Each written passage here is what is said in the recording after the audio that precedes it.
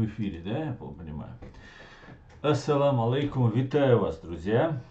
Сегодня 19 июня 2023 года, понедельник, 20 часов 2 минуты по Берлину и 21 час 2 минуты по Джохару. Друзья, я вас всех витаю.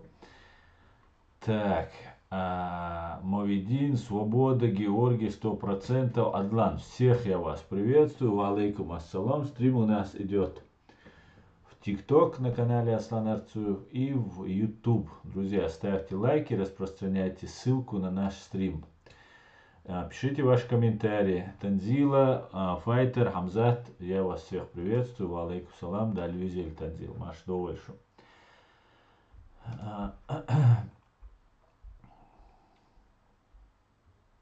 Сегодняшний стрим я назвал, как и прошлый чеченский стрим, я переименовал его, и сегодняшний я назвал в честь Виктора Суходольского, воина, блогера, 55-летнего украинца, гражданина Украины, который погиб вчера. Только 4 дня назад, то есть за 3 дня до этого, он получил высокую награду, медаль за храбрость в бою. До войны был Виктор частным предпринимателем, а также служил в военно-транспортной авиации. На войну пошел добровольцем еще в сентябре 2014 года. Воевал в разведке. Там во время подготовки приобрел специальность снайпера.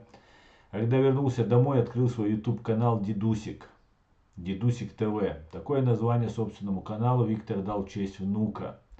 Суходольский с помощью чат-рулетки общался о политике со случайными людьми из разных регионов России, рассказывая им в глаза на пропагандистские московские фейки, раскрывая, извиняюсь. Накануне память да Винчи почтили на Аскольдовском плане на 40-й день от гибели героя Украины, легендарного командира спецподразделения Волки да Винчи Дмитрия Коцюбайла. На месте его похорон в Киеве служили панихиду. К большому сожалению, война уносит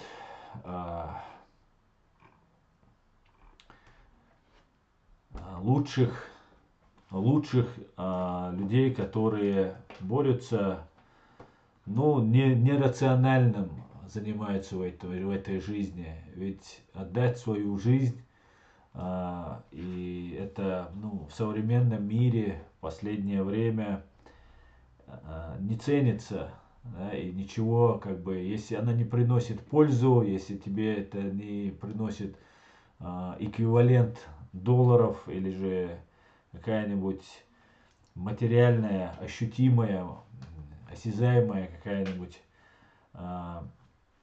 прибыль не поступает, то кажется, что это все зазря. Ведь что может быть дороже здоровья, что может быть дороже жизни? И таких людей всегда было очень много. На их место, после того, как эти идейные, скажем так, люди погибали, приходили проходимцы, которые, прикрываясь вот этими большими громкими лозунгами и теми усилиями и жизнями, которые отдали люди на этом пути, кто-то другой пользуется. Будем надеяться, что кто-то другой будет из тех, кто также рисковал и жизнью, и здоровьем, как и Виктор, и тысячи украинских мужчин и женщин, которые погибают каждый день на протяжении уже более 9 лет на абсолютно невиновной Украине, ни в чем не виновна, только лишь в том, что она Украина, она виновна, только лишь в том, что она хочет жить так хочет.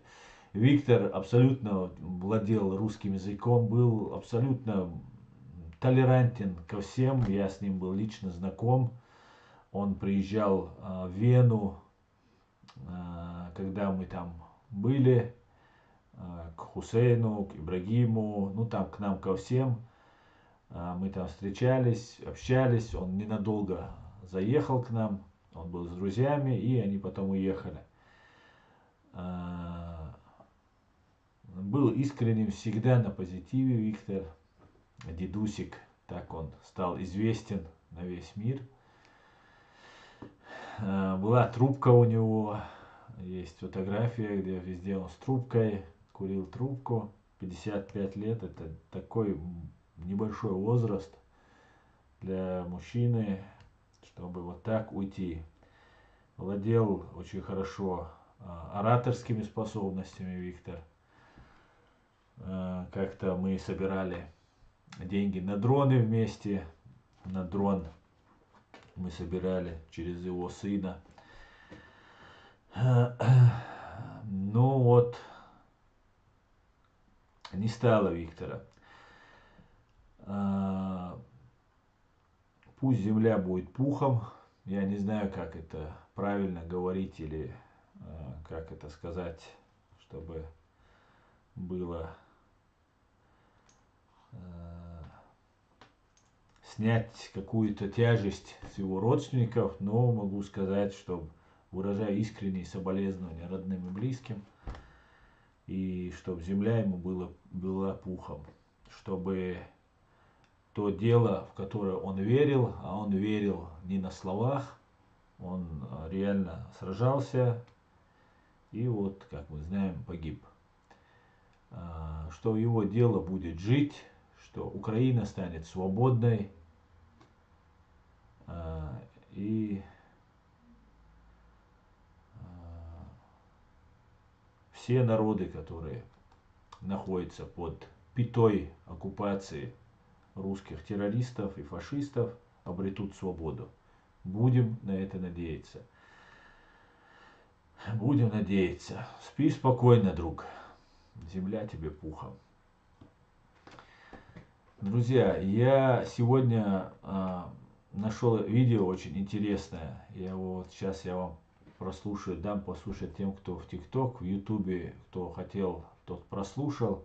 Это минутное видео Джохара Дудаева. Я его не буду включать и здесь, что просто видео не буду в YouTube включать, чтобы просто послушали все.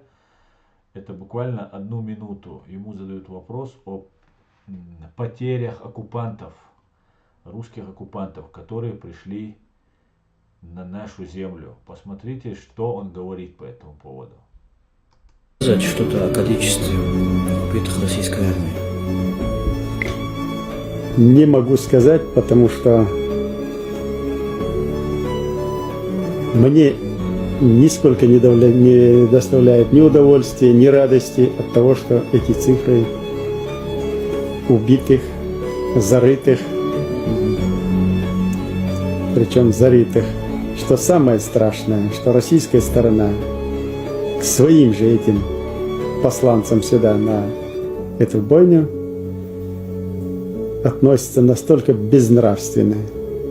Зарывают ямы сотнями, трупы гниют, едят собаки, едят кошки на обозрение всего мира. И демонстрирует, вот где мы какие беспощадные и к своим, и к чужим. Что с нас спрашивают? Не делает нам чести. Не эти. Пусть они будут те, которые называют в России, пусть этим хоть успокоит свою совесть.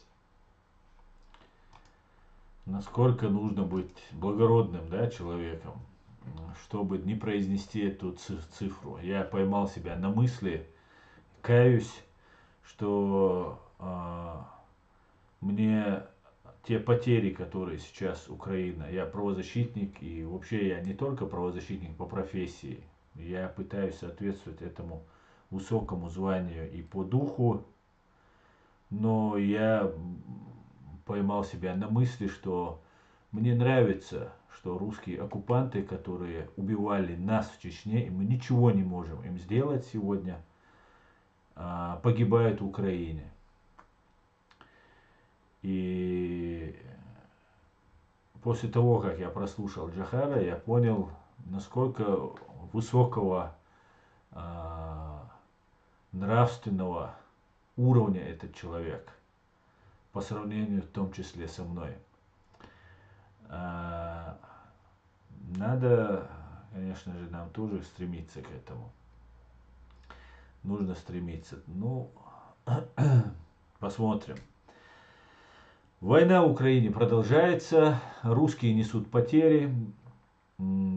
Я больше не буду рассказывать, сколько там всего убитых и так далее. Я буду вкратце сообщать, чтобы было понятно, сколько погибших, интенсивность боев, чтобы было понятно. 630 за последние сутки уничтожено. И наступление развивается. Русские очень радуются, что украинцы немного завязли. Это, наверное, связано... Я больше уверен даже, что это связано с тем, что вот взрыв Каховской ГЭС, которые помешали украинским планам. 100% русские знали про эти планы, видели концентрацию, наверное, войск украинских, там направления, если, конечно, были, не будем этого допускать, но вполне возможно, что были и утечки информации изнутри, и, может, не с самого верха, а вот где-нибудь уже на нижнем командирском уровне, или где-то кто-то подслушал. И это тоже повлияло на наступление Украины. Но наступление идет, оно неотвратимо. Это как восход солнца, который нам предвещал Джохар Дудаев еще в 95 году, в 96-м, за несколько месяцев до своей гибели, что солнце свободы зайдет со стороны Украины. И Виктор Суходольский, Дедусик и тысячи, десятки, сотни тысяч украинских воинов, которые сражаются, некоторые погибают, некоторые получают ранения. Это те люди, которые своими жизнями, своими усилиями, потом, кровью поднимают это солнце свободы. Поэтому честь и хвала этим воинам, которые сейчас стоят на страже всего мира. В первую очередь, конечно же, они стоят на страже самих себя.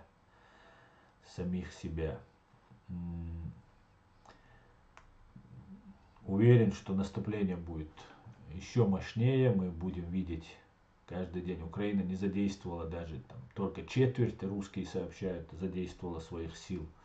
Мы не знаем реально сколько. Русские говорят, четверть задействовала, может еще меньше, может быть больше. Но только все начинается, друзья. Слава ЗСУ.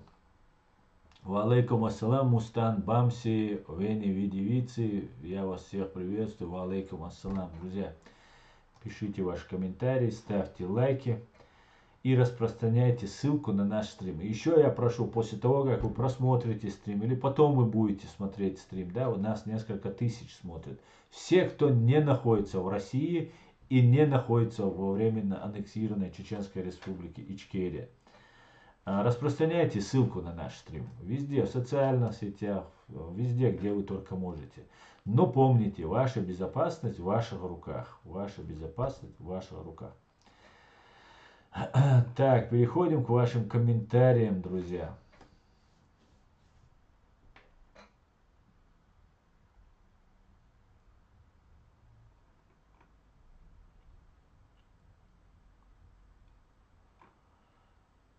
Так, ассаламу алейкум. Ва алейкум ассалам. Так, всех, друзья, приветствую, вновь вошедших. Файтер Израиль, всех. Привет из Ростова. Аслан, ты настоящий Фархад. Вчера был стрим в памяти. Да, аферист Шулер. Классно у тебя ник. Спасибо большое.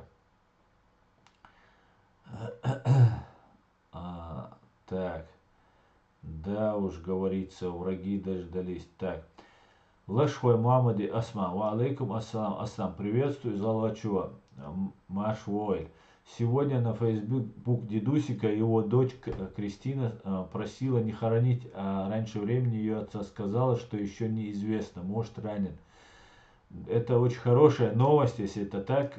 Дай бог, чтобы так было. Я не следил просто за его фейсбуком, хотя с ним мы в друзьях там состоим, я не видел просто этой новости. Это отличная новость, просто уже она везде прошла. Еще вчера мне во время стрима мне об этом говорили.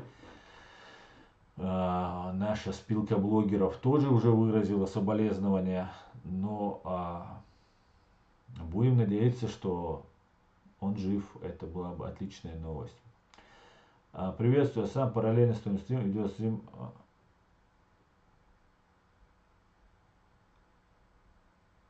Эба Channel. Так, ясно. А какой ролик ты кинул, Эба Channel? Это россияне, Эба Channel. И Руслан Кутаев, и вот этот Айсин, о котором ты говоришь, это россияне, которые пытаются спасти Россию. Нам это не интересно. Нам это не интересно. Так, валейкум ассалам, довели. Всех, друзья, приветствую. Впереди. Так, подожди. Не надо никуда. Так. Эба Channel, ты занимаешься сейчас тем, что сбиваешь наш стрим. Ты не должен ничего тут говорить, кому куда уходить, понимаешь?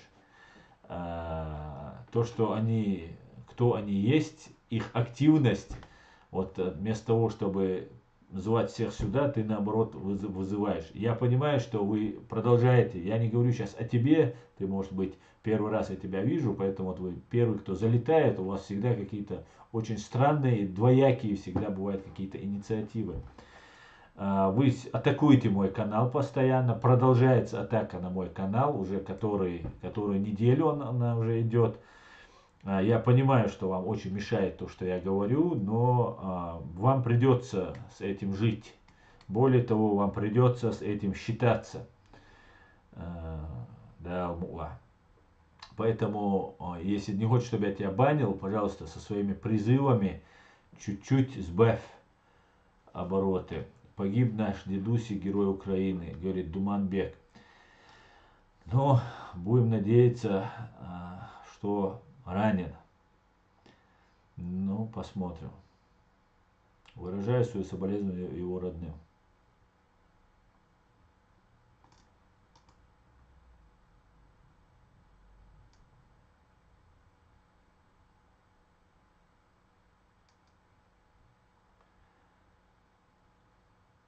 Так. Салам. Салам всем свободным людям. Салам, Асан. Как дела обстоят с полиграфом? Я думаю, очередь большая. Ты не успеваешь это обработать. Салам, мой дорогой. Салам. Да, я тебе скажу, очередь выстроилась. Мне не хватает денег, чтобы оплатить всех детектор лжи, чтобы все прошли на экспертизу на полиграфе. И вот сейчас будем просить в банке кредит, чтобы можно было оплатить полиграф. К большому сожалению, никто не отзывается на мое предложение. Все делают вид, что это не касается, что я всего лишь какой-то там правозащитник, который что-то хочет. Но я буду об этом говорить. Друзья, вы мне тоже напоминайте и просто время от времени везде пишите об этом. Если мы единомышленники и вам эта идея интересна и нравится, то мы ее вместе должны продвигать. И мы должны всех призывать пройти. Все, кто собирается говорить от имени чеченского народа, все, кто собирается участвовать в политической жизни чеченского или общественной жизни чеченского народа. Ну ладно, общественников мы можем обойти. Но в политической жизни тот, кто начинает участвовать, претендовать на какие-то посты, лавры и так далее, эти люди должны обязательно проходить экспертизу на полиграфе. Я призываю всех чеченцев, всех говорить об этом. На протяжении века НКВД, ЧК, УЧК, КГБ, ФСБ, эти одна и та же организация под разными вывесками, на протяжении более века вербовала агентуру среди нас. И эти люди потомственные уже, работающие на русских. Потом есть просто искатели легких денег. Правда, не знаю, что тут легкого, но есть такая тема. Поэтому я призываю всех чеченцев говорить о полиграфии. Все, кто пытается говорить от нашего имени, мы должны задать первый вопрос. ты можешь пройти экспертизу на полиграфе, на детекторе лжи. Не обязательно даже приезжать в Гамбург. Да, и это главное, детектор должен быть независимый, эксперт должен быть независимый, который есть. Мы должны убедиться в том, что это независимый, пускай даже будет имя нам выставлено этого эксперта или экспертного какого-нибудь учреждения, заведения, которое будет проводить эту экспертизу. Под запись, в прямом, можно не в прямом эфире, но чтобы без вырезок. Вот сели, запись включили, час вот идет эта экспертиза, вот проходите этот полиграф. И потом, если возникает вопрос, ну сперва вы можете показать нам экспертизу, а потом сам процесс полиграфа, если вам кто-то не доверяет. Мне кажется, так должно быть. К политикам нужно относиться именно так. Потому что политики нам в советское время нам долго рассказывали, что политики, что мы люди, которые не имеем никакого там голоса, советские граждане, то есть. Потом 2-3 года во время Джохара Дудаева, когда Дудаева просто ленивый только не ругал и не говорил про него все, что угодно. В итоге выяснилось, что Джохар Дудаев оказался настоящим, искренним защитником, патриотом своего народа, который умер. А те, кто его ругали, сейчас становятся миллионерами, там, живы, здоровы, некоторые здесь в Европе ошиваются и так далее, и так далее. Поэтому это как бы такое дело.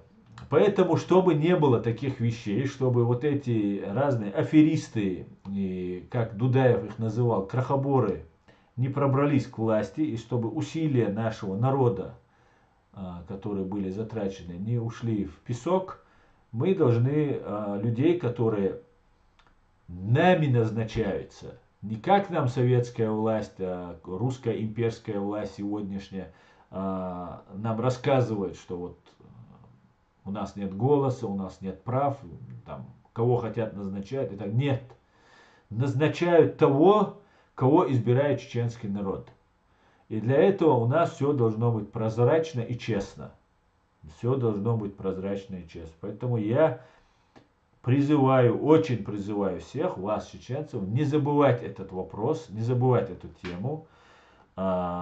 Ту ложь, которую я увидел здесь, вот в этом политическом бомонде, в который я окунулся, могу сказать, что я об этом говорил не раз, будучи адвокатом, общаясь с криминальными товарищами, которые считают нормальным врать, там где-то искажать факты и так далее, могу сказать, что криминальный мир – это святой мир по сравнению с политическим миром. Ну, по крайней мере, вот этот русскоязычный сегмент политики, скажем так. За всю политику я, к сожалению, не знаю, но догадываюсь, что там тоже не слишком уж хорошо. И вот я и чеченцев отношу, вот, которые я узнал, вот этот пророссийские чеченцы, да, политику пророссийских чеченцев, потому что все, кто был лжец, мошенник, коррупционер, там, безнравственный какой-нибудь такой человек, он всегда оказывался прорусским. Вот как я выяснил вот этой ситуации. Поэтому я верю, что настоящие чеченские политики, они такие, как Джохар Дудаев, там, и такие, потому что были такие, я знаю таких людей. И слышал, что были такие люди. Поэтому будем надеяться, что они есть еще живые такие же люди. И будем надеяться, что вот эта агентура прорусская вместе при помощи полиграфа будет просто отодвинута от управления или влияния на наши умы, на наш народ. Мы находимся в очень тяжелом положении. Мы даже не понимали, насколько в тяжелом. Сейчас мы это понимаем, осознаем и выходим потихоньку из этого положения. Причем выходим так, что этот процесс уже необратим. Необратим. И займет это год, займет это 5 лет, займет это 50 лет, не имеет значения. Процесс уже необратим. Я в это верю, я на это надеюсь. Как-то так, друзья. Давайте дальше к вашим комментариям перейду. Так, всем доброго времени суток. Маршой, леди, кто сейчас уверенностью может сказать о количестве погибших как одной стороны, так и с другой? Никто, говорит Феникс. Но, ассаламу алейкум вараматуллахи ва баракатух, достойным по привету. Ва алейкум ассалам. Молю Бога, чтобы дедусик был жив, он больше, чем просто человек. Амин, амин, Вася, амин, присоединяюсь. Асан, готов подписаться под каждым твоим словом. Не расстраивайся по поводу того, что не соответствуешь уровню Джохара. Не знаю, будет ли тебе это утешение, но я тоже радуюсь утилизации орка. Ну, ты не правозащитник, файтер. Тебе, может быть, еще и можно. Наши волки не погибают, они просто остаются в наших сердцах. Ассаламу алейкум вараматуллахи ва баракатух. Ва алейкум ассалам. Салам и шалом всем гостям. Аслан, рад тебя видеть. Люблю вас всех. Прилетел в Израиль к тете Саре. Она передает всем любимым чеченцам горячий привет. Любим вас всех. Шалом, шалом, Исаак. Тете Саре тоже большой шалом. И всем друзьям и родственникам.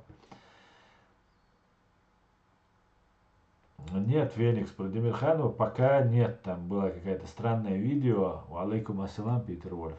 И все, на этом все.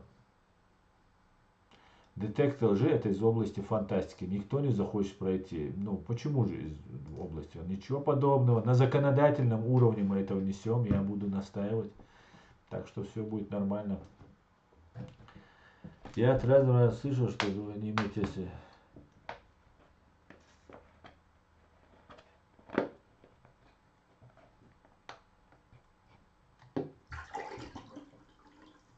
Так, друзья. Нам 15-рублевые зашли, да? Что-то я не могу понять, что такое.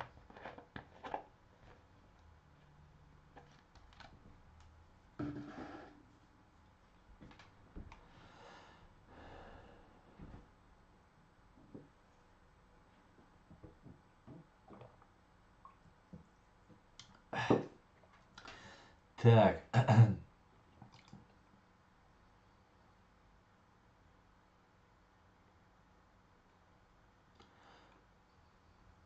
Вот, смотрите, у нас забежали.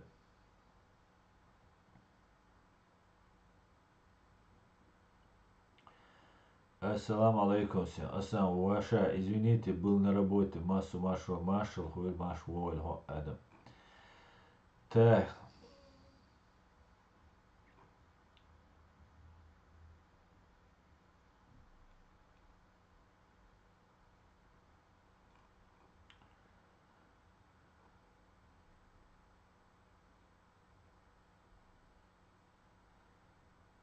Так.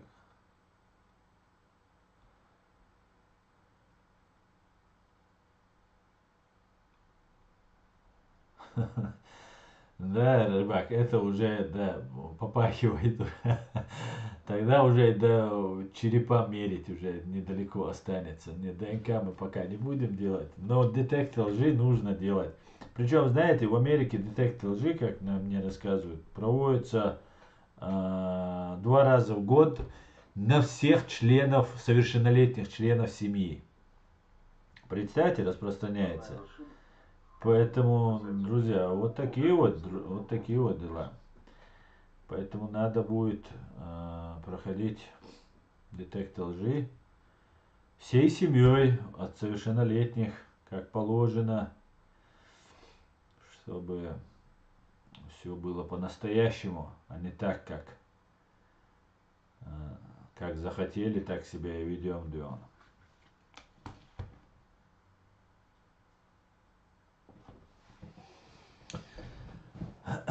Так. Дякую з Білорусі, дякую, бавовнятка, вітаю вас.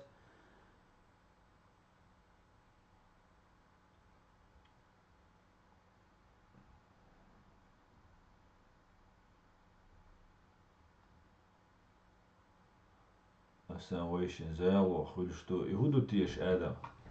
Только секрет, моицла. Так. Давайте посмотрим, что вы пишете в ТикТок, друзья. Ассаламу алейкум. Ва алейкум салам вайнах.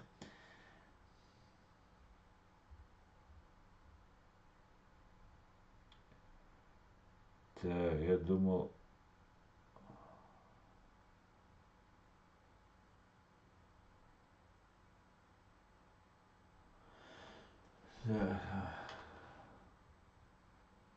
Lēdīts domāja, zēla dīcašašu, dīcašā. Так, дела борца больше.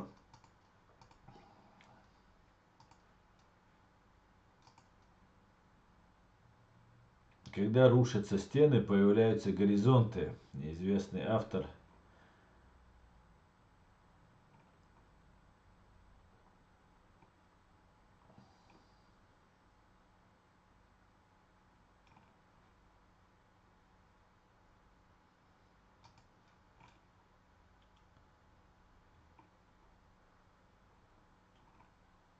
Да.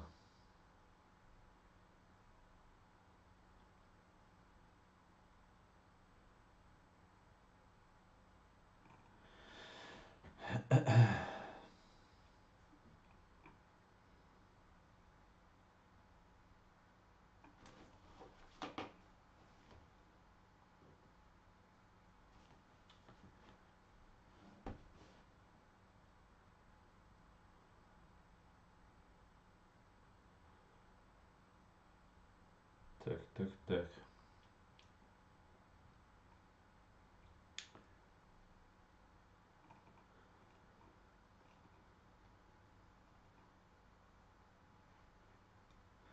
Давайте я вам еще дам одно видео. Для сохранения контроля про контроль русскими террористами чеченского государства. Это всем известный профессор, который призывал как профессор убивать украинцев.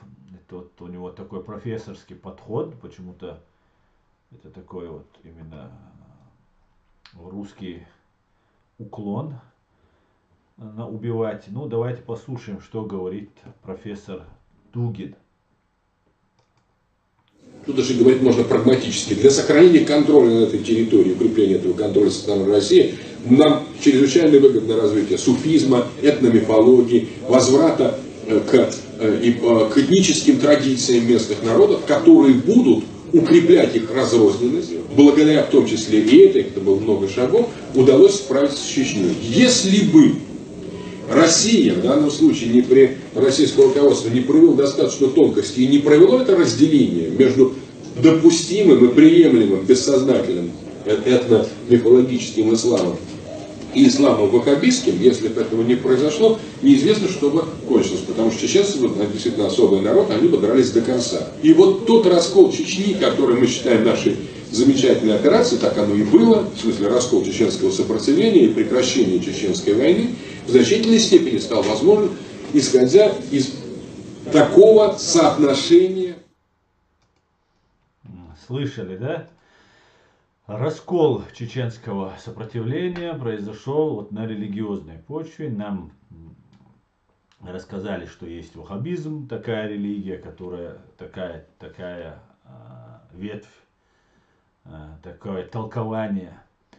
И потом идет суфизм, что вот они поддерживают суфизм и так далее. Но при всем при этом нужно понимать, что Россия поддерживала и ту сторону, так называемую ваххабистскую сторону, потому что под видом вот этого течения ислама совершались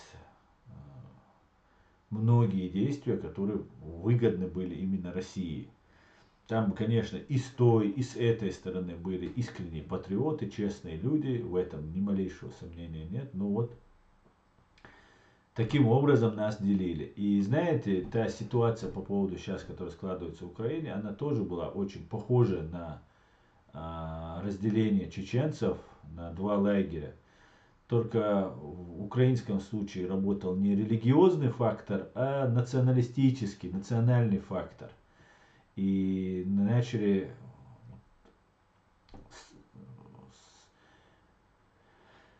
именно вот националистические группы. И сейчас вы видите кадры, которые Путин сейчас на Питерском форуме экономическом там показывает видео, где расстреливаются люди. Не знаю, документальные там кадры есть и как бы художественные, вроде бы как документальные постановки сделаны такие. расстреливают, потом людей там массово убивают, там вот такие кадры, и это делают якобы, он говорит, украинские националисты, там в Польше там что-то совершают, в других местах и так далее, и так далее. Если так логически продолжить логику Путина, то он получается за то, что бандеровцы убивали поляков, пришел убивать и поляков, и украинцев, которые вместе стали обороняться против русских. Логики, конечно, никакой, и много лжи в этом во всем, в этом нет ни малейшего сомнения. Я вопрос глубоко не изучал, но могу сказать на основе того вопроса, который касался нас непосредственно, нас, чеченцев, то та же вот эта религиозная тематика, что как это все преподносилось и делалось, можно со всей уверенностью сказать, что на 95%, 90% там лжи. Просто элементарной лжи. Где-то накручивается, где-то сами они делают эти провокации, потом вешают на нас. Так было в отношении нас, так я не сомневаюсь, было в отношении истории с бандеровцами и вот сегодняшним вот этим событием. И так и хотели сделать. Нужно было создать врага, украинского националиста. Это как в Чечне голод религиозный ощущался после Советского Союза. И имеется в виду не в смысле самой религии, а в смысле независимой, объективной оценки религии, фундамента основ религии. Правда, это называется почему-то фундаментализм, что вот возвращение к фундаменту, к основам религии, что тоже непонятно, эти разные термины и терминологии, которые нас самих путают, и объявляется какая-то война там исламскому терроризму и так далее, которого никогда отродясь в Чеченской Республике среди чеченского народа не было. Вот то же самое происходило в Украине. Есть реальные националисты, есть люди, которые любят свою нацию. Если иметь не крайние формы национализма, это приемлемо. Национализм — это основа многих государств, патриотизм, национализм. Если не иметь какие-то крайние, там, античеловеческие какие-то взгляды, то это приемлемо и необходимо для существования многих государств. И вот, но накручивается, что говорят, что это не просто какие-то там умеренные националисты, а это фашисты, нацисты, там еще какие-то исты. И русский империализм, русская империя, которая должна была возродиться в Киеве, без киевской Руси, без города Киева, монархия, которую восстанавливал КГБ СССР, вместе с КГБ СССР УССР, КГБ РСФСР и УССР и Белорусская ССР. Это братья славяне, так сказать, в Советском Союзе, которые не имели ничего общего со славянами, а объединялись не на славянизме, который они как ширмой прикрывались, а объединялись на КГБизме, на фашизме самом настоящем. Но у них ничего не получилось. И, вероятно, президент еврей, который должен был, я не знаю, пойти войной, да, против этих нацистов, националистов, и у него должно было быть или основание, не знаю всех этих тонкостей игр, как, видимо, как пойдет, они пытались сделать, но не пошло, не шмогла фашистская Россия, и солнце свободы скоро взойдет. И мы вот это недели, я думаю, недели, месяцы решают ту схватку, которая сейчас разворачивается. Она будет эскалироваться, без сомнения. Может будет какая-то пауза, может украинцы выдохнутся, может быть перегруппируются, но идет методичная, профессиональная, высококачественная работа по уничтожению оккупантов. И я лично не сомневаюсь нисколько, что будет иметь просто супер успех, мега успех будет иметь контрнаступление украинских воинов. Так как Я знаю украинцев как высокомотивированных, смелых людей. И сейчас, уже имея 8-9-летний опыт, вооружение западное,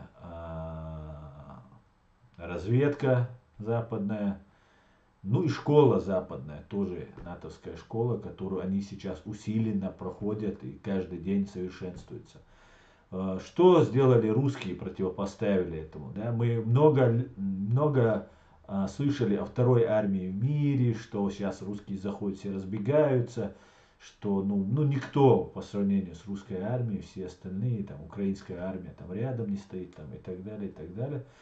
Ну, последние, я не знаю, почти уже всю вот эту широкомасштабную, только в самом начале какая-то инициатива была у русских, или им показалось, что она была у них. За это время мы видим инициативу только у украинцев. И самые большие достижения русских террористов, напавших на Украину, это подрыв ГЭС Каховской и захват 12-тысячного Солидара, населением 12 тысяч, там одна улица, и там чуть большего Бахмута. Это все. А положено там, как сообщает ЗСУ, более 200 тысяч, 220 тысяч русских оккупантов. Поэтому, и теперь русские радуются тому, что они смогли там 3 дня, неделю отбиться, вернее, там, не дать там украинцам все захватить. Просто физически уничтожить невозможно все просто. Просто физически это невозможно за неделю, за 2. Это нужно немножко дольше времени. И плюс русские научились, нужно признать, копать окопы как чеченцы. Вначале этому научились украинцы, вот на видео, там, когда по разговорам спрашиваешь у наших бойцов, они говорят, украинцы окапываются, как мы окапывались. Оказывается, чеченцы не хуже вьетнамцев окапывались, и сейчас украинцы окапываются не хуже. А теперь русские научились окапываться не хуже вьетнамцев, чеченцев и украинцев вместе взятых. Ну хорошо, хорошо, будет для детишкам поиграть в войнушки после войны. Вот эти огромные траншеи, выкопанные русскими оккупантами. Будем наблюдать. Слава Украине! Так. Если в Украине был бы фашист, то президентом не был бы еврей. Совершенно верно, совершенно верно. Так.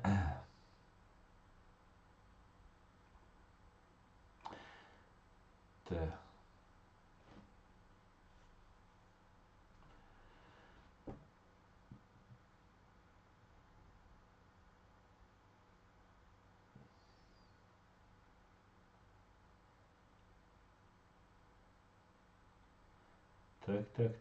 Украинцы с поляками хотели поссорить, а чеченцев с дагестанцами. Ну, я думаю, украинцев поляков поссорить не удалось. Но я могу сказать, что дагестанцев войной против чеченцев направить за последние 30 лет, ну, скажем так, из наших соседних народов, то, что сделали братья дагестанцы, не сделал ни один народ. Ну, наверное, на втором месте после русских стоят дагестанцы.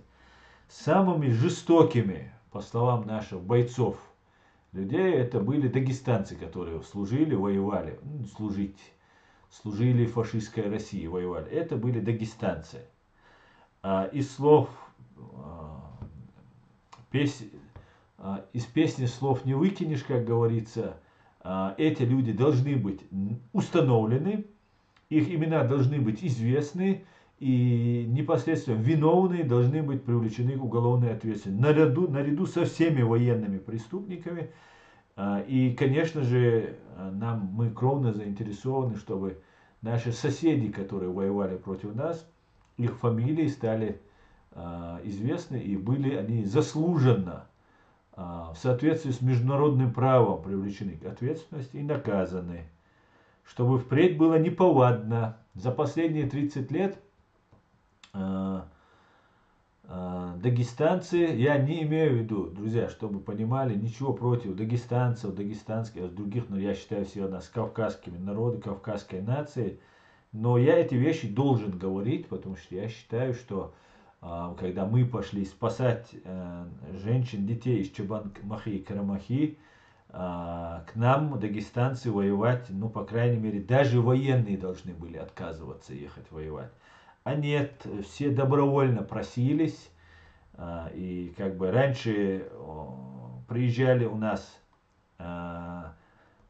скот пасли, чтобы жениться, там набрать, накопить денег. А сейчас приезжали и убивали нас очень жестоким способом. Такую жестокость, которую проявляли дагестанцы в Чеченской Республике, наверное, их русские заставляли, наверное, их вынуждали к этому, но это были не единичные случаи. Такую жестокость, которую проявляли дагестанцы по отношению к чеченцам, не проявляли ни один народ, который вот засылался к нам из оккупантов. Это мы запомнили, это в наших памяти, в нашей истории осталось, и это останется на века. Мы знаем друг друга, мы знаем Кавказ, у нас такие вещи остаются на века. А я должен это сказать, потому что это правда, чтобы это было. И нас в определенной степени рассорили. Последние 30 лет дагестанцы усиленно забирались, вербовались спецслужбами России, военными спецслужбами, ГРУ очень много работает, под религиозной тематикой дагестанцы много работают, и по линии ФСБ очень много работают, ну в основном по военной линии. Вот эта работа была, и мы это все должны знать, и виновных наказать, как коллаборантов, перешедших на сторону врага, так и соседей наших, которые пошли на услужение русским. И было бы хорошо, если бы этим занялись бы сами дагестанцы в первую очередь. Но почему-то никогда я об этом не слышу от дагестанцев. Дагестанцы об этом не любят говорить. Даже заикаться об этом не любят. Но поехали. Я бы сказал, что Дагестан на первом месте. Мустан, может быть, просто русские, как зачинщики, как самые виновными, их первенство оспорить никак нельзя. И дагестанцы, те, кто это совершали, они совершали под русским флагом во имя России. И это мы должны запомнить. Навсегда, друзья. Вторая русско-чеченская война началась с того, что русские разрешили сперва в Дагестане установить шариатскую форму правления в Чабан-Махи и Карамахи, в Даргинских двух селах, и затем начали методично уничтожать. Они попросили нас о помощи, и добровольцев. Вот сейчас кадыровцы, там, подхолопные, я их называю, подхолопные начинают распространять информацию, что в 1997 году между Ельциным и Масхадовым был заключен договор о мире, и что мы не имели права, раз мы поставили подпись, потому что в первой главе говорится этого договора о мире и принципах взаимоотношения, говорится о том, что навсегда мы отказываемся от применения силы и так далее, и так далее. Да, абсолютно так там было написано, но подхолопные забывают, что с первых дней подписания этого договора русские не переставали наносить провокацию против нас, причем это были не добровольцы, а действующие вооруженные силы фашистской России, в том числе и дагестанской национальности, и русской национальности, которые переходили на нашу сторону, убивали наших людей. Один раз обстреляли пограничный пост, убили пограничников. Потом до этого заходили, грабили на территории нашей, прилегающей с Дагестаном, Ставропольского края. Заходили, совершали страшные преступления, грабили, убивали. Затем использовались, об этом есть факты, свидетельства, использовались огромное количество террористов, которые нам засылались. И все это делала Россия, несмотря на то, что она подписала договор с нами о мире и навсегда от угрозы, от применения или угрозы применения силы отказаться. Это все, ничего отказано не было. И там вот эти подхолопные заявляют, что Аслан Масхадов якобы не осудил поход, спасательную операцию Шамиля Басаева в Дагестан, что тоже не является правдой, не соответствует действительности, так как Аслан Масхадов в августе, как только они туда пошли, на митинге в Грозном, публично, под камерой, при присутствии журналистов, сказал, что чеченцы, государство чеченское не имеет никакого отношения к этой спасательной операции. И в соответствии с международным правом действия рядового гражданина, генерала в отставке или в запасе Шамиля Басаева, который не занимал на тот момент никаких государственных постов, является его личной инициативой и никак казусом белли, то есть поводом к началу войны, служить не могло. Так же как нападение подполковника или полковника ФСБ Игоря Гиркина, который якобы в отставке и совершил нападение на Крым, на часть Донецко-Луганской области. И в мире это тоже не признали казусом белли, потому что Гиркин был не как офицер, действующий офицер, а как доброволец. И все, кто с ним были, как бы якобы считались добровольцами. То же самое было в отношении чеченцев. Именно поэтому, что спасательная операция Шамиля Басаева, спасательная операция дагестанских женщин, детей и стариков из горных населенных пунктов Чабан-Махи и Карамахи не является казусом белли, подтверждает тот факт, что террористы Путин с Патрушевым взорвали свои же дома, своих же граждан в России. Один дом взорвали в Буйнакске, 2 дома взорвали в Москве, дом один взорвали в Волгодонске. И при попытке взрыва 5-го дома в Рязани были задержаны сотрудники ФСБ. Если бы было бы достаточно того, что Шамиль Басаев с добровольцами пошел на эту спасательную операцию, и Аслан Масхадов, как действующий легитимный президент, отказался, не взял ответственность за это на нас, то русские бы не взрывали свои дома. И это является прямым доказательством, что Шамиль Басаев, мы знаем, что русские взорвали дома, мы знаем, что именно Патрушев и очень похож по фотороботу Игорь Гиркин, который закладывал бомбу еще с одним мужчиной и женщиной в доме в Рязани, в подвале дома Рязани. Мы 100% знаем, что за этим терактом стояли русские спецслужбы. Мы знаем, что именно русский Фредди Крюгер, Николай Патрушев взял на себя ответственность за попытку взрыва этого дома. То есть выступил и сказал, что это были учения, и никакого сахара, никакой гексогена не было, а был сахар. После того, как местная рязанская ФСБ возбудила дело по факту, по статье терроризм. То есть местное рязанское ФСБ не разобралось, что перед ними сахар. Они никогда не видели, их эксперт даже не разобрался, не то что простые ФСБшники. Эксперт не разобрался, где сахар, а где гексоген. Поэтому потом это дело было засекречено на 75 лет. Потом, мы все это, я это неоднократно в своих видео вам рассказывал. Многие еще факты открываются, еще будут открыты. Обязательно будет суд по этому делу.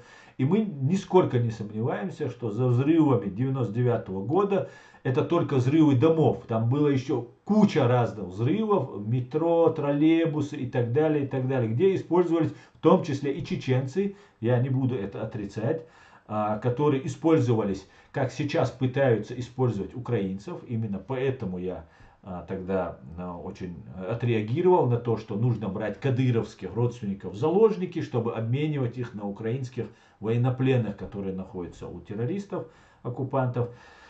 Точно так же чеченцев вынуждали, у которых родственники получали пожизненные сроки, их или друзья, товарищи, их одноополченцы, с которыми они вместе воевали, оказывались в русских концлагерях, и им говорили: соверши какой-нибудь теракт, там, взорви что-нибудь, и мы обменяем, там, выпустим твоего родственника, твоего друга, твоего знакомого. Вот таким образом все это использовалось, все это делалось, и русские именно они стоят за взрывом этих домов, и не только этих взрывов, и спасательная операция Шамиля Басаева «Дагестан» не была поводом к войне, то есть казусом белли. И поэтому пришлось взрывать эти дома русским террористам. Ну, они так думали, что им это нужно. Хотя на тот период им удалось захватить власть, и их там поддержал их любящий кровь русский народ, к большому сожалению. Любящий чужую кровь русский народ, свою они не любят.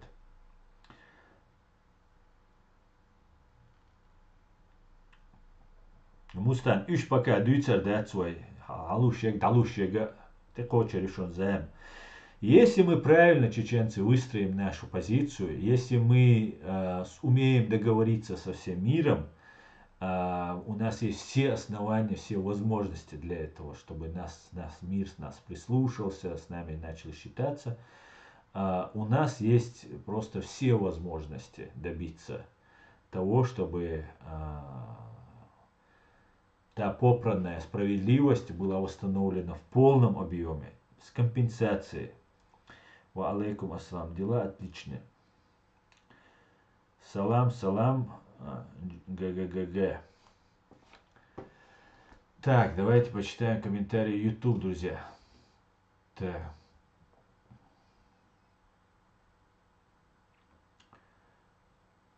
Так, всем вітаю, ассаламу алейкум, ва алейкум ассалам, Хорзум, вітаю нас рівне, с Грей, вітаю вас, русские, это с места Дафия, унгро-славян, ну там разные, орки не славяне, они не понимают ни одного славянского языка, я свободно владею украинским, без проблем, понимаю, общаюсь со словаками, с чехами, с поляками, при этом я не украинец. Ясно. Надо подводить к тому, чтобы был нужен, не нужен. Так, вітаю, Хорзум. Так. Ассаламу алейкум, ассарга. Ва алейкум ассалам, Осман Машуовель. Всех, друзья, вновь зашедшего витаю.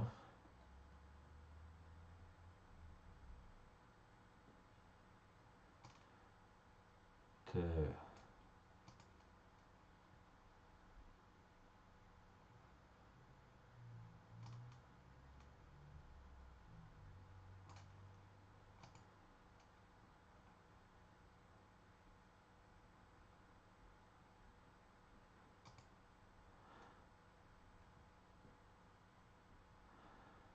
Так, Эба Channel. Я сразу понял, что ты провокатор. Вместо того, чтобы признать свою вину за те преступления, ты как русский, ну ты подхолопный, по всей видимости, ты как подхолопный начинаешь винить в нас в этом. Какие-то там поезда грабили с дагестанцами.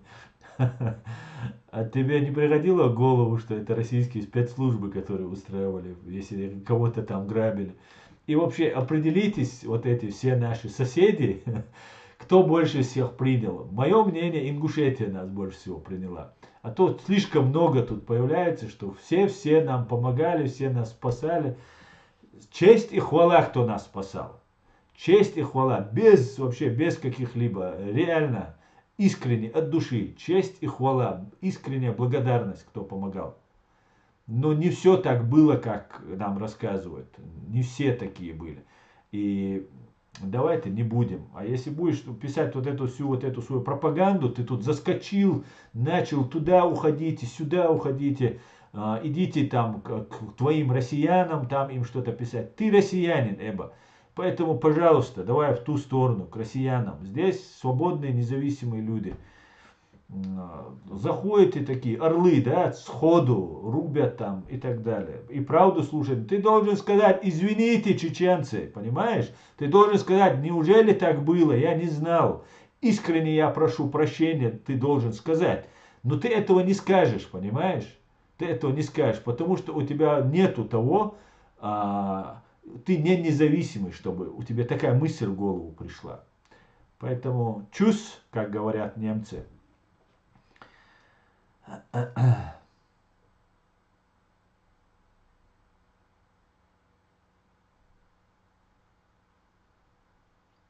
Самур, все политики мира, ну или большинство, признали чеченцев террористами, включая детей и стариков. Пропаганда орков внедрялась основательно по всему миру. Что уж говорить про лингвистов.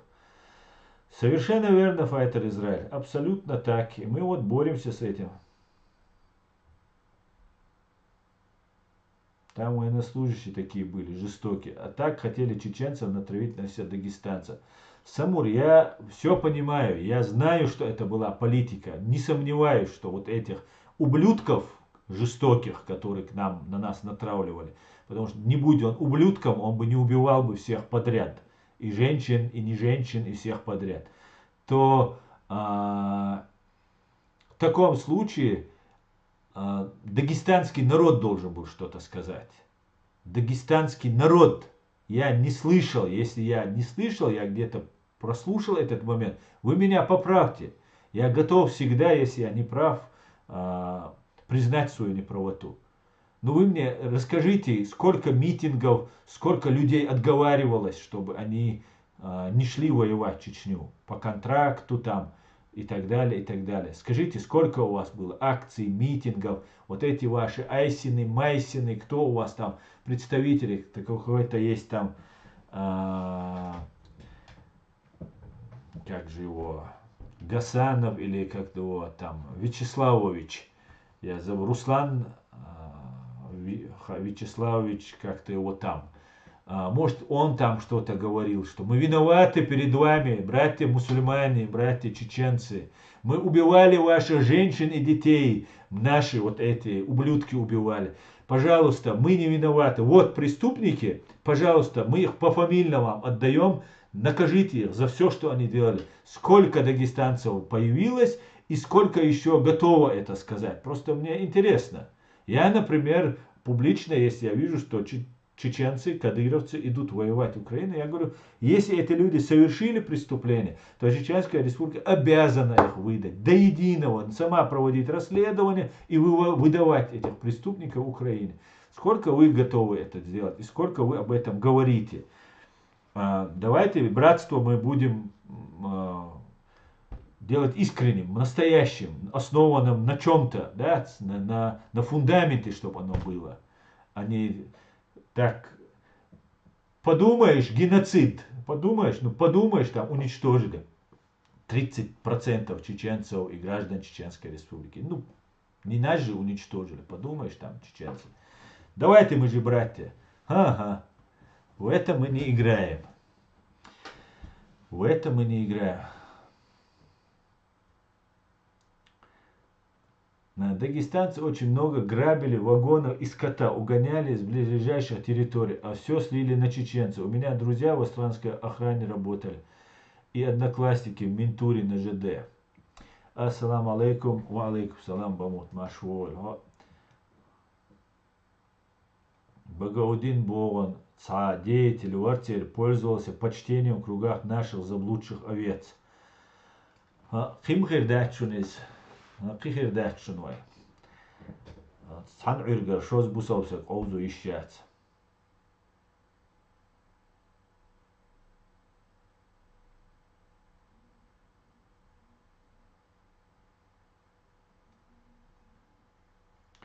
Соцақиет әдім аху бұ.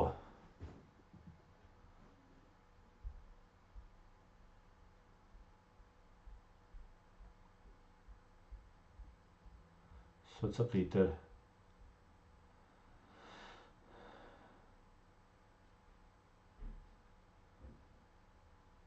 Слава Украине, да будет вам победа. Аминь.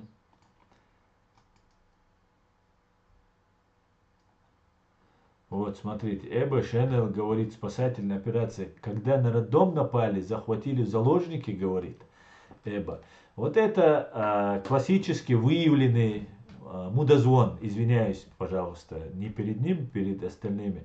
Он заскочил сюда, Кутаевскую нам тему начал здесь. Переходите туда, там идет стрим, давайте ставьте лайки, ля-ля тополя, начал вот это говорить. Сразу же было понятно, что это за фрукт такой. Теперь вместо того, чтобы мы спасли, ты, мы два ваших населенных пункта, Чабан-Махи и Карамахи, которые русские уничтожали, спасли чеченские добровольцы во главе с Шамилем Басаевым. Я понимаю, что вот такие люди, как ты, неблагодарны. Но я надеюсь, что жители Чабан-Махи и Карамахи это помнят, и об этом дагестанский народ будет помнить. А вот такие провокаторы, как ты, сразу же, я по-вашему, вы рот открываете, я размер, высоту вашего каблука могу определить, понимаешь? Вот такие вы.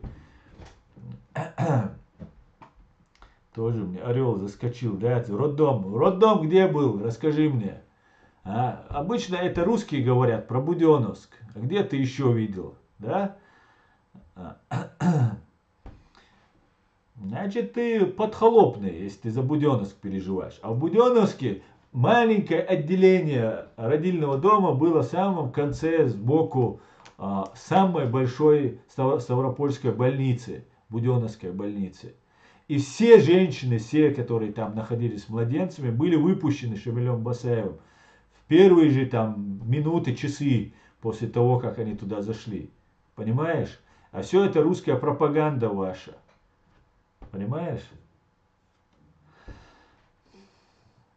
Так, Дагестан всегда был оплотом русских на Кавказе. Никто их не заставлял. Они сами рады выслужиться, лизнуть лишний раз русскому царю. Кульдалбаки, не всегда был Дагестан оплотом русских на Кавказе, оплотом были армяне и осетины, но в последнее время все, кто ложатся прямо так, без сопротивления под холопов, они теряют хватку, они теряют даже, к ним теряется у холопов интерес, и эти подхолопные перестают быть интересными. Но когда начинается новый прилив вот этой молодежи, они ее используют. То есть, знаете, как же это было сегодня, мне одно слово сказал один мой друг. Ну, короче говоря, запятнаны они. Запятнаны уже, да. И вот после этого, вот последние 30 лет дагестанцев начали активно использовать. Активно в армию, туда-сюда, там ФСБ и так далее. И они, я думаю, пройдут тот же путь. Так.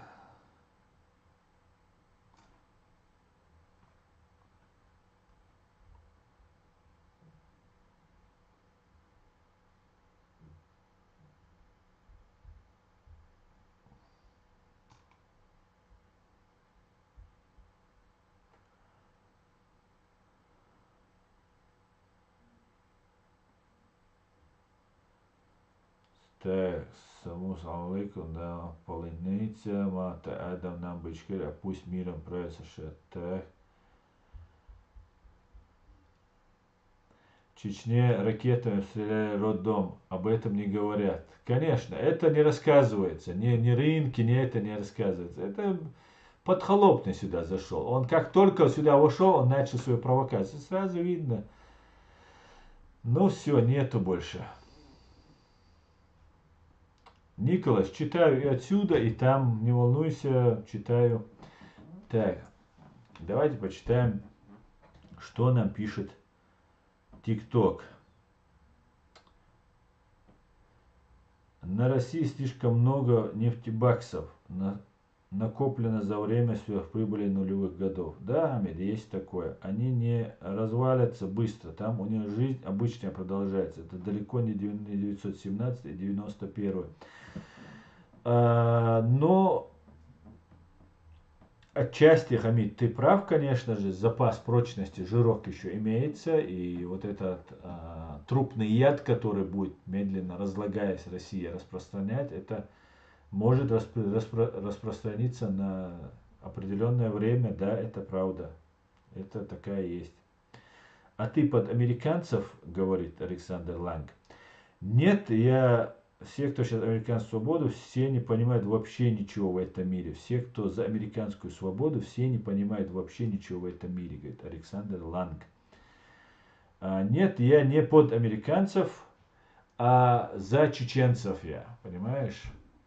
Ну вот ваш недавно Путин сказал, что у Америки вот, есть правило, да, с Европой, что первый пункт Америка всегда права, и если Америка, второй пункт, если Америка не права, то смотри пункт 1. Ну, конечно, такой распространенный такой, это рассказал он, типа как анекдот, это там, это все. Поэтому я хочу сказать, что Америка не права в том, что до сих пор не признала Чеченскую республику Ичкерия, что оставила нас один на один с людоедами, что не уберегла нашего президента. Да, Америка не уберегла нашего президента Джохара Дудаева. К большому сожалению, это был очень верный и надежный бы друг для Америки. И весь чеченский народ был бы и другом, и верным, и будет. Но я хочу сказать, что я согласен с тем, что вот в коем веке я согласен с террористом Путиным. Я в двух вещах с ним согласен. Первое, что дома взрывали в 99 году бешеные звери. Я согласен, он это сказал. И то, что Америка всегда права. Вот как только пункт о том, что Ичкерия будет признана, то вообще никаких вопросов у меня не будет. Может быть, мы не понимаем в этом мире ничего, но мы понимаем о вас, Александр, о русских, о России, об империи. За 400 лет мы вас узнали так, как вы, наверное, сами себя не знаете. Вас в мире никто не знает так, как знаем мы вас. Никто вас не знает. Вот мы вас знаем. Так вот, мы со всей уверенностью можем сказать, что ваш враг, кого вы ненавидите, а вы ненавидите нас и американцев сейчас, и украинцев, то эти люди заслуживают уважения. Это достойнейшие люди, если вы их ненавидите и боитесь. Именно поэтому я еще сильнее буду поддерживать Соединенные Штаты и призывать всех чеченцев переходить на английский язык, на дружбу, союз с англосаксами, с Европой, с Западом. И чтобы от вас у нас была хорошо укрепленная государственная граница с крокодилами, с рвами полностью по периметру. Все наши земли сперва освободившие.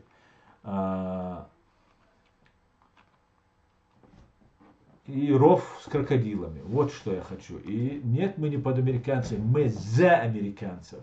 Навеки вечное. Достаточно? Так будет, поверь мне. Вы сделали все, чтобы вам ничего не простили и не забыли. Понимаешь? Вы когда напали сейчас на Украину, на Киев, вот широкомасштабно, вы до этого столько раз обманули украинцев, нам они не верили, мы им кричали, рассказывали. Они нет, ну как, не может такого быть. Иловайск, там, других места, третье места. Сколько раз вы их обманули, сколько раз вы их предали, нахрапом, ложью, нагло. Вы раз за разом обманывая, раз за разом подлостью, просто коварством. И теперь вы умоляете, давайте поговорим, давайте поговорить. Не буду вам показывать дулю, но вот вы сами доводите до этого состояния. Понимаете? Вот что происходит, когда вы поступаете подло. А потом обидно, да? Что вот, вы ничего не понимаете, они индейцев убили, у них там рабство было, а где не было. А что вы сделали с народами Северного Кавказа, что вы сделали с народами Севера, ну и так далее, и так далее. Вам, правда, я не люблю вас сравнивать с Америкой. Вы недостойны сравнения с Америкой. Это слишком просто, этот мир очень сильно ошибался, что вас воспринимал вообще всерьез, что вас боялся. Хотя ваша подлость, ваше коварство, ваша жестокость, она известна на века и с другими, и со своими. Как-то так, Дион.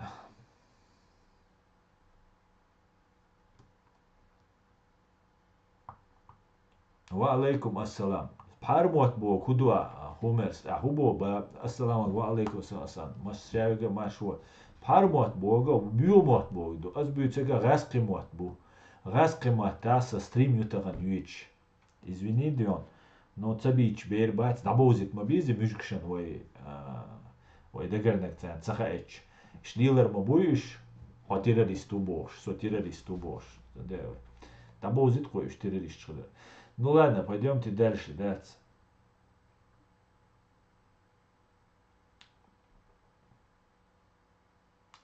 Для них рязанский сахар оказался очень сладким, что до сих пор хотят почувствовать вкус его сладости. Мечак вагоны, блок, изом узауэц, адвита. Так, Рос велел СНГ, все постреспублики помогают России избежать санкций, а мы знаем, кто они.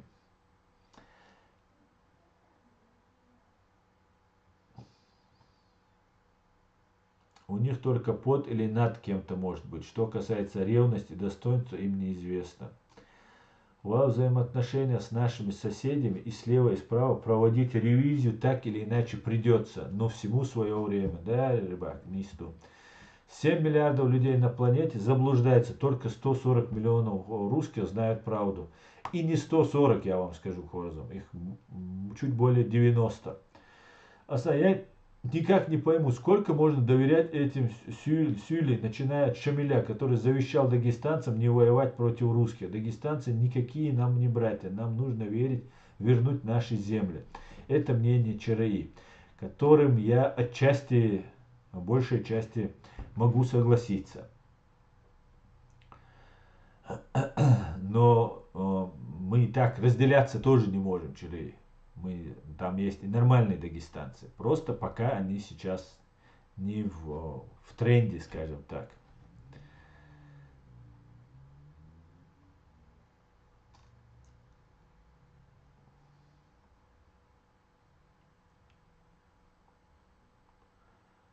США, по-моему, до 1933 года не признавал СССР. Что вообще такая страна существует? Да, было такое, мне кажется. В очередь за ними выстроятся и будут постепенно делать то же самое, что и США.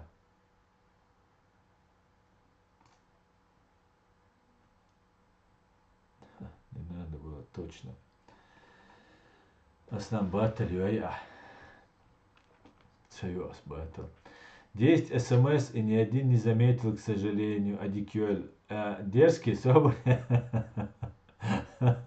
Адикдалюэль. 10 смс маяцер аязинек. Сонур загир аязин. Осетины на третьем месте. И Гирсун просто осетинш. Элацелиан. Литерон наси комментарий. Третье место из его жали. Юкцату. Он себя дупой. Ну что поделаешь ты? Такие мы. Сам такой дел. Сам такой.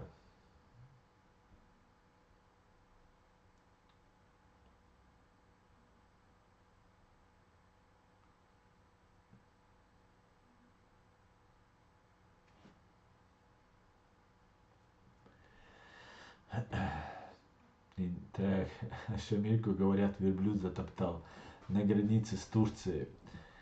Да, неужели так случай, так все печально, да? Так все печально, да.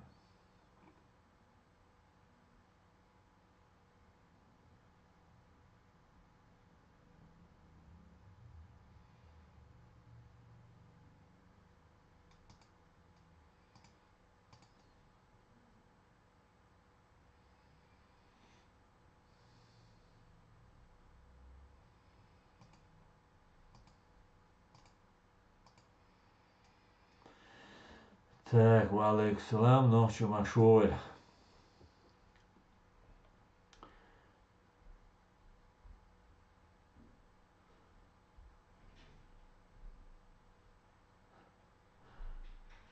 Так.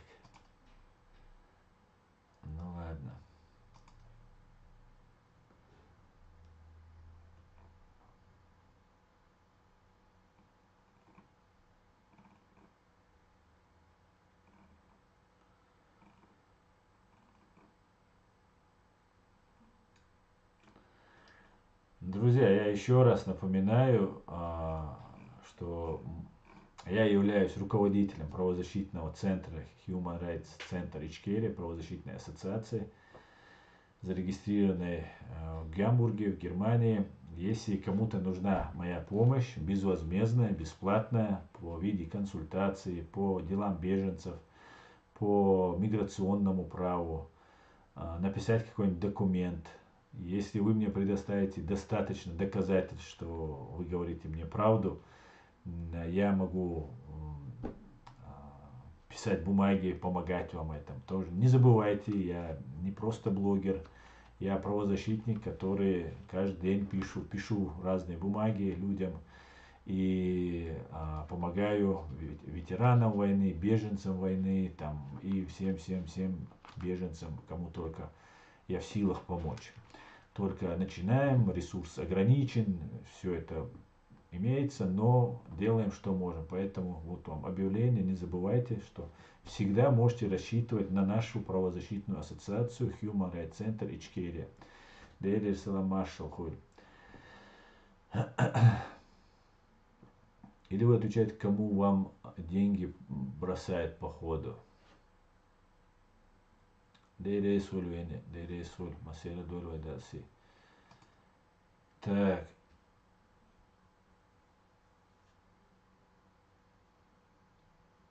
Никогда осетины нас не задевают в интернете. Даже в жизни их мало слышно о них и насчет нас.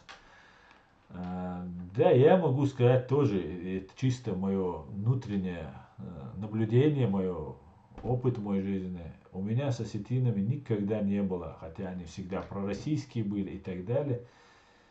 Никогда не было каких-то проблем, чтобы осетины как-то неуважительно или там подло, вероломно поступали. Никогда.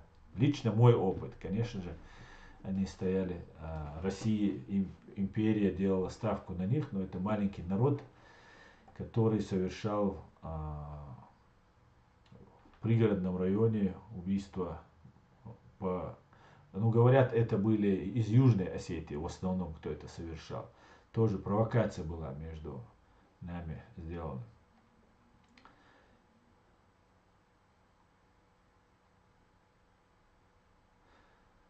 Так, ладно, бютерой, сюлица бютерой, черей, битиш, ас иштата эйлешун, вайдага дега, дука эйла, цаэл, üşeg, наверное, эйла, на цаэл, шнистац, наха дизер, а то каянлам, шабиш, вай, дуа трихил, шабиш, вежрихил, вахушер, дуай, вай, короче, дурак, сам багатин, аир дудац.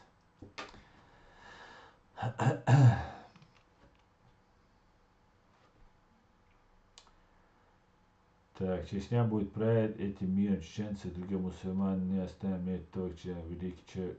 Адам, ну ты даешь. И что это вот с тобой? Кто не в курсе, Аслан не просто продажи, но очень высокого уровня юрист-адвокат. Я видел ювелирную работу по раскрутке оппонентов в чате рулетки. Мне бы такого адвоката в Израиле. Спасибо, Файтер.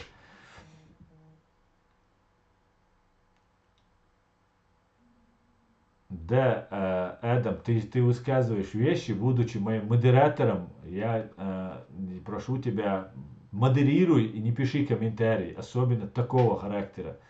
Я вот на испытательный срок тебе отдал модераторство, могу забрать в любой момент, так что, братан, вот эти шовинистические, что мы какие-то великие, там, миром править будем.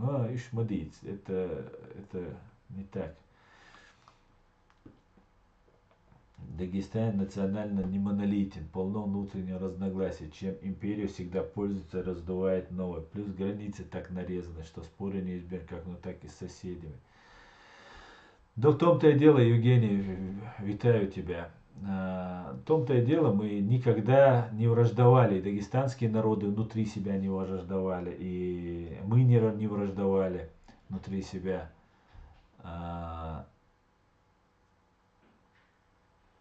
Только Россия нас натравливала друг на друга. Вот это у нас всегда было. Так, ассаламу алейкум, алейкум салам, смотрящий Машуэль.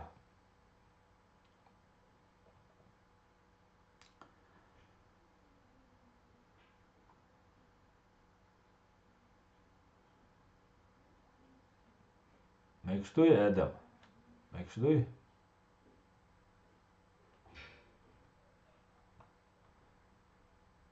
Адик далее ночи маш вайль. Так, друзья, ну давайте я тогда немножко вам расскажу, что у нас тут творится в Фейсбуке. Помните, Путин сказал такую фразу, ну я недавно посмотрел его петербургское вот это его выступление, поэтому еще под впечатлениями, поэтому его цитирую часто, уже второй раз за наш сегодняшний стрим. Он сказал, что у него есть друзья евреи с детства, давно он с ними дружит, и они сказали, что Зеленский это не еврей, а позор еврейского народа. Так вот, я тем евреям, которые ему сказали, и не только евреям, а всем остальным, которые дружат и являются друзьями Путина, хочу сказать, что быть другом Путина это самый большой позор на этой земле. И заикаться о Зеленском, будучи другом Путина, вам просто должно быть стыдно. И евреям, и чеченам, и всем остальным дружкам этого мерзавца и подонка. Потому что вы такие же.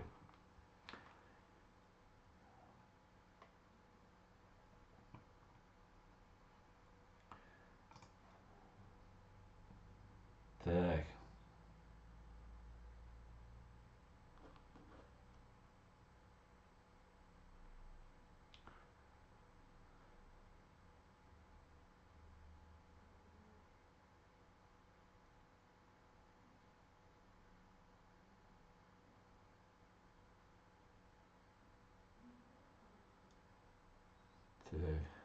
Я лиц хорду амилу.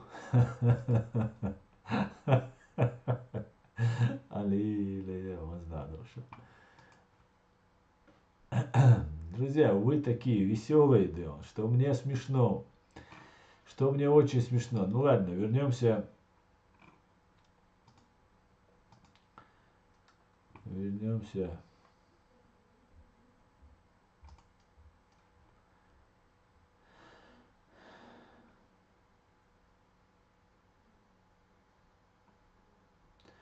Пишут, что под Пятихатками ВСУ окружили и уничтожили батальон 300 человек осетинских головорезов из армии России под ноль. Как раз сейчас мы только что говорили об осетинах. Вот 300 осетинских головорезов уехали на Кобзон, на концерт Кобзона, да. Асна ярцау хам мажук и мезилош. Ола это шайна тадуаш. Ну ваш белой будешь. Они работают. Я здесь хочу, что мамуатлаш и Адам дать это тролль. Это человек, который ему задача отвлечь внимание. И арабский никшияш, и чего бусалдин бьются бать, и что, короче, провокатор, что ж бушон. Да, ты говоришь. عندي تربية درب دات. Аса Америки хайн гражданство лугунца ола. Аз немецкий хамаец сюда гражданское, американский чуна. А сить ичкерийский вицарю. Я скоро возьму ичкерийское гражданство. И мы все возьмем, все свободные чеченцы возьмут гражданство Ичкерии. И этот паспорт будет не намного уступать немецкому, израильскому, там, другим паспортам, которым можно путешествовать по всему миру. Так что все нормально, не волнуйтесь, да, Мустан, иш дон, иш и арбой ник шазюэ, учу боли, хамаш халяли, шимасюи, комасюи, ардуй бож, идуч беша. В каждом отделе во время аннексированной Чеченской республики Ичкерия в каждом отделе есть люди, которые не уезжают вообще, они полицейские, так называемые, полицейские, никакие, не полицейские, обычные бандиты, которые занимаются вот этим троллингом, они выявляют людей, там, вербуют людей и нас представляют такими радикалами и так далее, и так далее. И обычно у них ники бывают с арабскими вязью, там, не самые арабские, они вот арабистые арабов, арабские они такие, они бывают.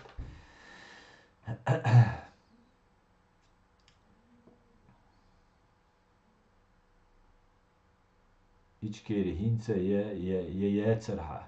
Ну, Ичкери хинца я яцера. Хуботиша. Ладно, гранит. Троллит я шусо. Адутас. А что будет, если не гражданина фашист? А как получит гражданство Ичкери? А что будет, если не гражданина фашист и цакицу Мустан? Ахуэлер. Что ты имеешь в виду, Мустан? Так, я иногда перескакиваю на чеченский, так что будем не забывать, что стрим на русском.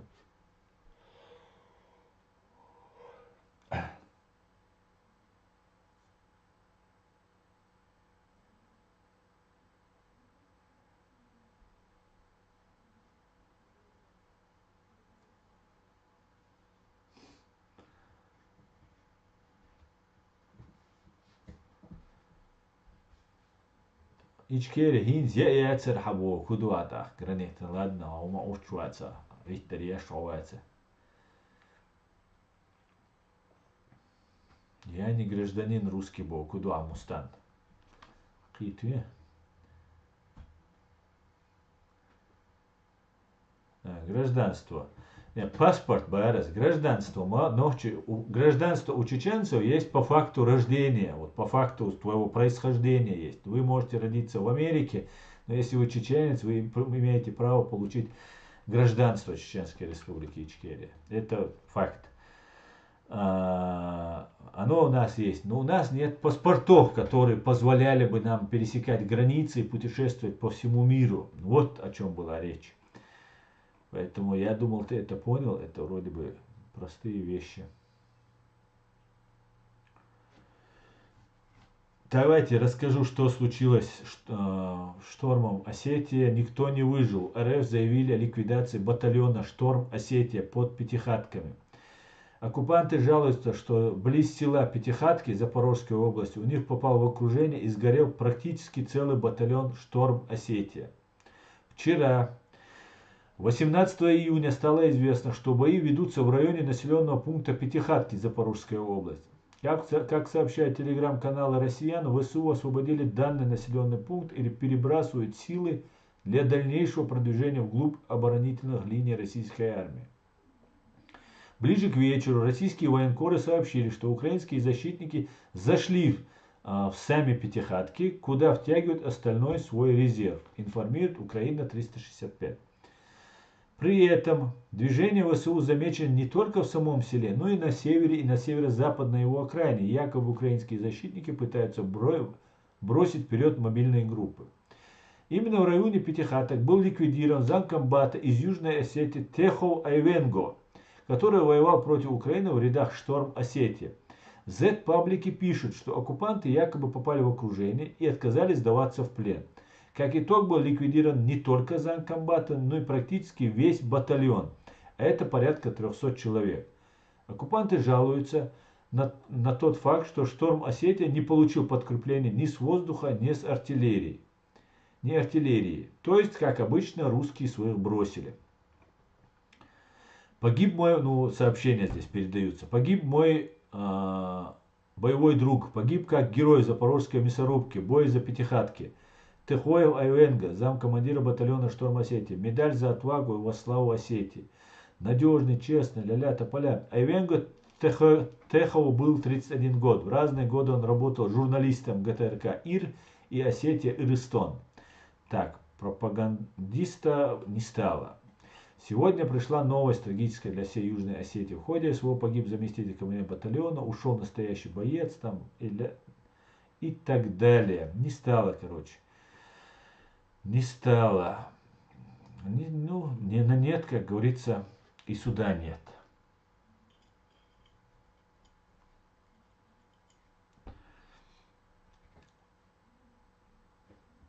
Ассаламу алейкум. Ва алейкум ассалам. Жеки Чан Цашипацан диyor. Жеки Чан, хоцу чуа стрим шешве гори чуа хитста дукка йоч машин чуаш. Ца гирхсу, она Джеки Чан бошвек. Маварар бош. Терхи чуарсуа. Хуй стрим шешвек. Хаки темш конкретно хую, а что обсуждать еще темш. Если гражданин европейский, можно будет его получить, я про ичкерийский паспорт. Конечно, почему нет? Любой чеченец по праву рождения имеет право на гражданство, потому что нохчичи лахдуис, нохчи лахтадуис. Нохчи мичавинеха, каждый гражданин, каждый чеченец по праву своего происхождения чеченского имеет право получить, вне зависимости, где он родился, где он там вырос, там проживал, какое гражданство, имеет 100%. Да? Так, давайте дальше идем.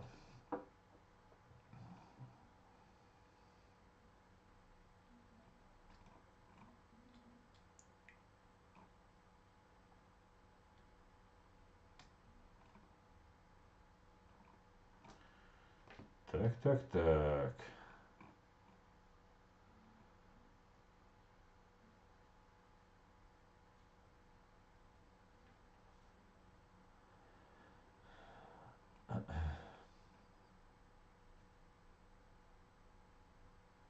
Если тебе сказали, что ты добрый и умный, не ведись. Спроси, что им нужно. Да. И запам'ятуйте, куме, говорит, два украинца разговаривают. И запам'ятайте, куме, русские и Русь, то як Ромы и Рим. Это как Ромы, цыгане и Рим, русские и Русь. Так что имейте в виду, да.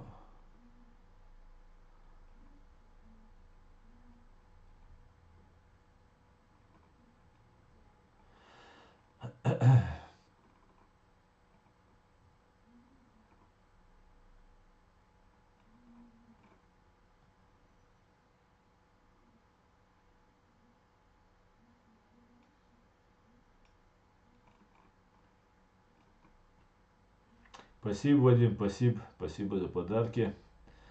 Так, давайте в Ютубе сейчас почитаем комментарии, и уже мы 1,5 часа 40 уже минут.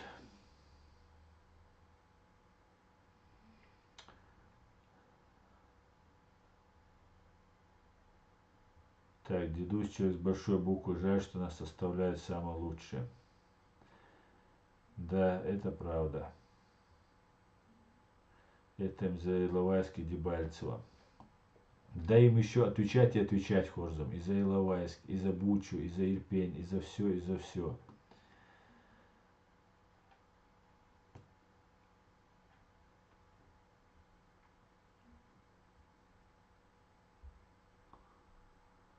Аслан, витаю. Кобзон уже устал встречать желающих попасть к нему на концерт. Разом вместе до перемоги.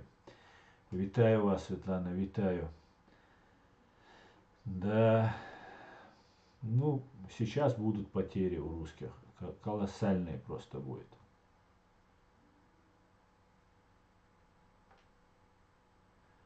Вот как Пятихаткин со всеми орки надо поступать. Не брать в плен.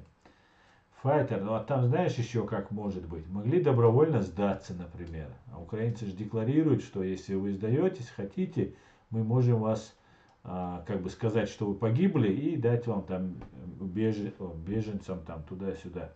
Поэтому это тоже может быть. Пока трупов, видео мы не видели, но то, что больше не существует вот этого батальона осетинского, это факт. Это факт. Командира точно замочили, это точно. А вот по остальных, может, и сдались. Туман войны, как говорили, да? Паспорт Ичкерии должен быть сильным, как паспорт США. Ну, как паспорт США, ему нужно будет попотеть еще, чтобы получить такого уровня. Но я согласен, Дион. Знаете, у нас должен быть единый Кавказский дом. Кавказский дом.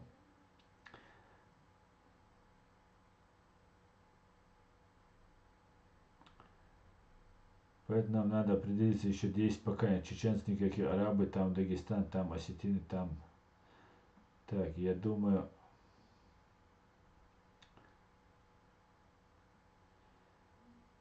Асан Цанг Хажук Хож.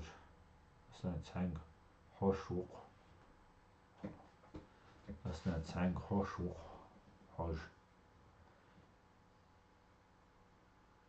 Это имя сделало мой день, Бог. Хорзум. Так, ассаламу алейкум с Турции от Куата Ахмедова. Алейкум ассалам, Куат. Приветствую тебя. Аллах, Казахстан. Если ядерное оружие снести Ямал и Шпицберген, Русня успокоится? Не думаю, не знаю, Шамиль.